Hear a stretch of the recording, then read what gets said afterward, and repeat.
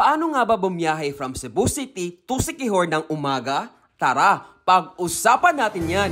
Mayong adlaw, this is J Perpetual Kid at tara!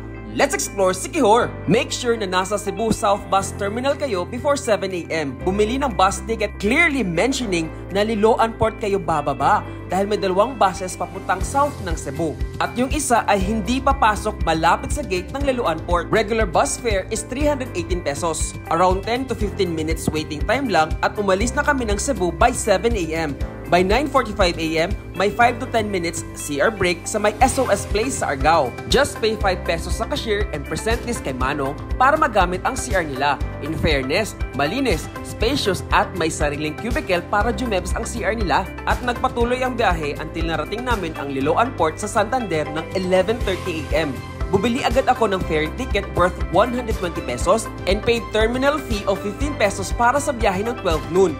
For complete ferry schedule ng Liloan Port at Santander Port, please screenshot this picture. While waiting, nag-quick lunch muna ako sa loob ng passenger terminal building. Then 5 minutes before 12 noon ay pinasakay na kami sa ferry. Before we go, let's appreciate the little white sand beach sa tabi ng Liloan Port. Ang sarap maligo. Back sa ating biyahe, umalis ang ferry exactly 12 noon. 20 minutes lang ang biyahe kaya mabilis kang makakarating ng Port of Sibulan. Dito ako dumadaan kapag alam kong walang bagyo o hindi malakas ang alon. Otherwise, nagrororo ako via Bato Tampi route. By 12:20 PM, nasa Sibulan Negros Oriental na tayo. Sa labas ng port, mag-antay ng bus papuntang Dumaguete City. Don't worry dahil maraming bus ang bumabiyahe. Pay 18 pesos for non-aircon bus.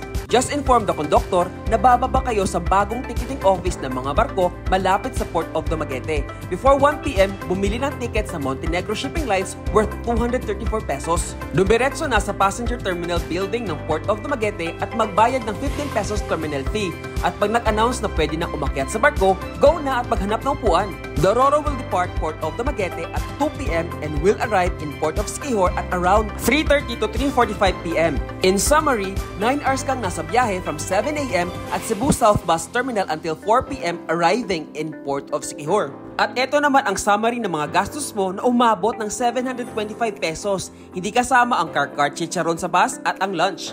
If nahahabaan kayo sa biyahe at gusto nyo ng direct way to Siquijor, then mag-Ocean Jet na from Cebu City Pier 1 to Port of Siquijor. Book online via oceanjet.net and pay 1,600 pesos regular fare. Aalis ng Ocean Jet ng 1 PM sa Cebu City Pier 1 at darating ng Tagbilaran City sa Bohol ng 3 PM. Layover muna ng 20 minutes bago babiyahe ulit pa Siquijor. By 5 to 5:30 PM ay nasa Siquijor Port na kayo. In comparison, mas mahal ng 875 per person kapag nag-Ocean Jet ka pero nakasave ka naman ng 4.5 hours sa biyahe at di pagod dahil hindi ka palipat-lipat ng sasakyan. In the end, it's your choice based sa money and thrill of adventure. Again, this is J Perpetual Kid and we explored how to travel from Cebu City to Siquijor ng umaga, either by bus or through Fastcraft Ferry. Hanggang sa susunod na biyahe, ayo-ayo!